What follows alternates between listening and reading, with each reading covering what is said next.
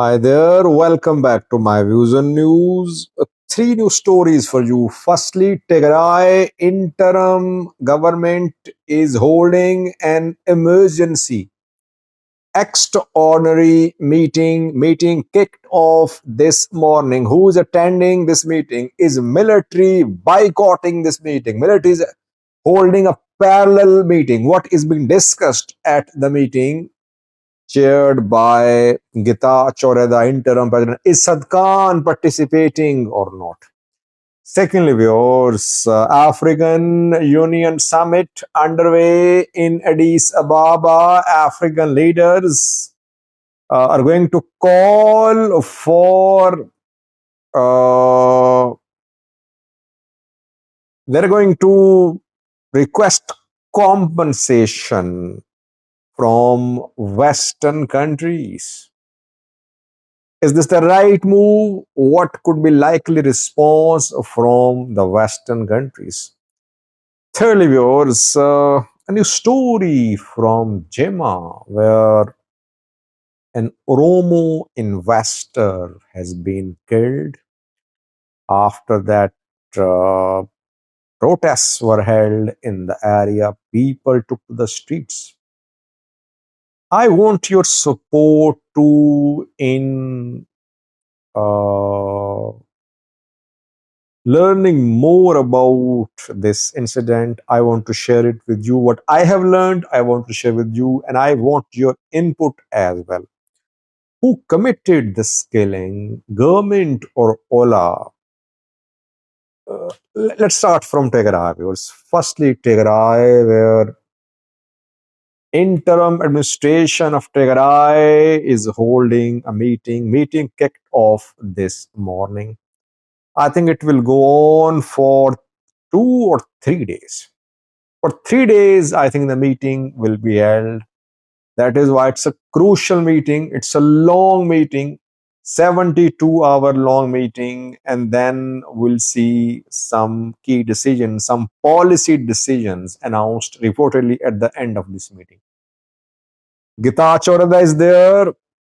Sadkan, General Sadkan Sai is also attending the meeting. His deputy chairman, deputy president of Tigray, too, nominated by Tigray civil society for the slot. Though Sabbath Naga 2 days ago called Sadkan a CIA agent, and he accused Sadkan of trying to damage TPLF. He said since 1990, since 2001 or 2000, he said Sad Khan has been trying to destroy TPLF. Is military attending this interim government meeting or not? Tigray military has 5 representatives in Tigray interim government. Tadase Varede is deputy president. Pisseha Manjos. Pisseha is head of security. Tiklai Ashibar, a general, senior general. Zaidu Cross, a female general. Dr. Kilali. I could not confirm the participation of military representatives in this meeting. Military is holding a parallel meeting. Meeting began, I think, 4 or 5 days ago, and still no announcement about the decision made by the military. We can say parallel meetings are being held now by Tigray interim government and Tigray military. I believe that TPLF Debrecen is going to hold discussions too after yesterday's decision of Nebbe. TPLF will definitely meet and announce its response to Nebbe's decision to suspend TPLF for 3 months. So we'll see meetings in the next few days, and then we'll see policy decisions. The meeting held by interim government is firstly focusing on the decision made by Nebbe. National Election Board of Ethiopia has imposed a ban on TPLF from conducting political activities for the next 3 months. Will ensure that the ban is respected. If TPLF Debrecen violates the ban, who will take the action? interim government security forces. Secondly, an interesting statement was given by GSTS, Global Society of Tigray Scholars, which is supportive of Getachew government. Yesterday, it called for powers. It said that Tigray Interim Council, recently established, should have a clear mandate, should have powers, it should have oversight to monitor judiciary, to monitor accounts and audits of Tigray interim government, and to monitor effort accounts too. Effort is endowment fund for uh, the construction of Tigray. It was established over 2 decades ago, and it owned dozens of companies in Ethiopia, abroad too. TPLF or Tigray government have been in control of effort accounts. Now, GSTS wants Tigray Interim Council to have an oversight on effort, companies' effort accounts too. This interim council, recently established by Tigray president, is being boycotted by TPLF, the Debrecen wing. It's the brainchild of Sadkan, the Gabritin Sai. He proposed the idea of establishing Tigray interim council.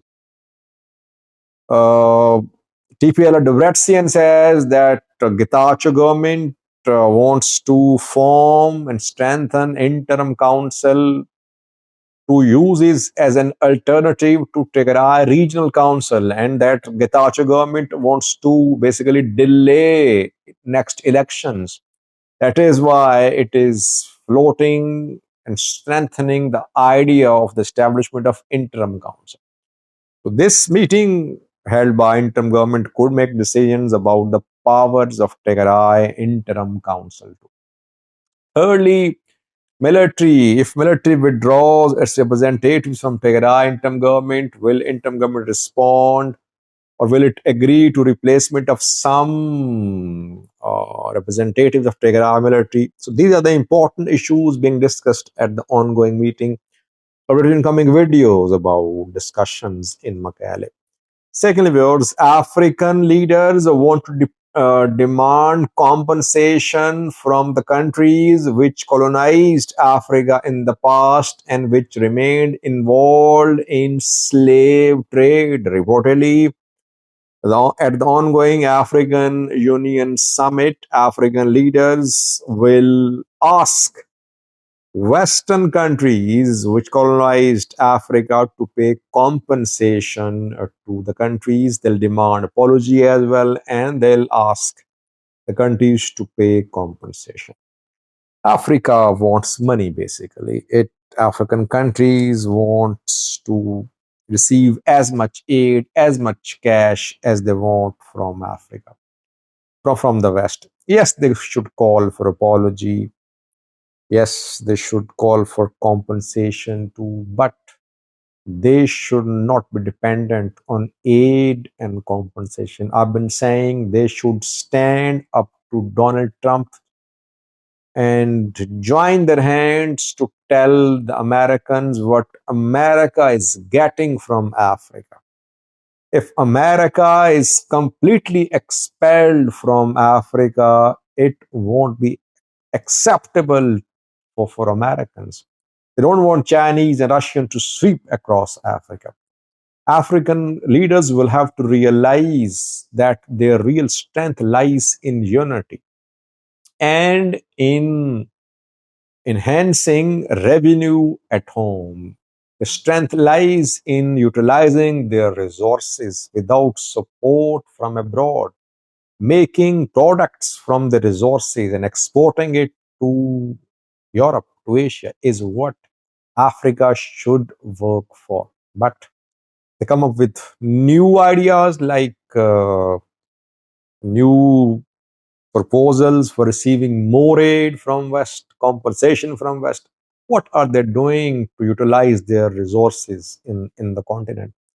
Can't they join hands? Can't they form a body on continental level to share expertise among the African countries so that all can coordinate to make the best use of their resources under the ground and under the water? Lastly, viewers, an interesting news story which I want to share, and I want your feedback to if you're from the area, if you have connections there. Stories from Jimma zone, Gira district. Gira, I have pronounced it correct, where an Oromo investor has been killed.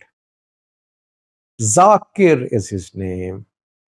Zakir's house was raided by unidentified armed men. They killed his security guard. They stormed the house. They killed him as well. After that, people of the area, they protested. Who killed Zakir? Government forces or Ola? Who is actually Zakir? I have some information about this man, which I don't want to disclose now. I'll disclose after some time, I promise. And I'll share what happened in Jimma in Gira. Meanwhile, I want your input as well. If you have any connections and information which you can verify from the area, do get in touch with me.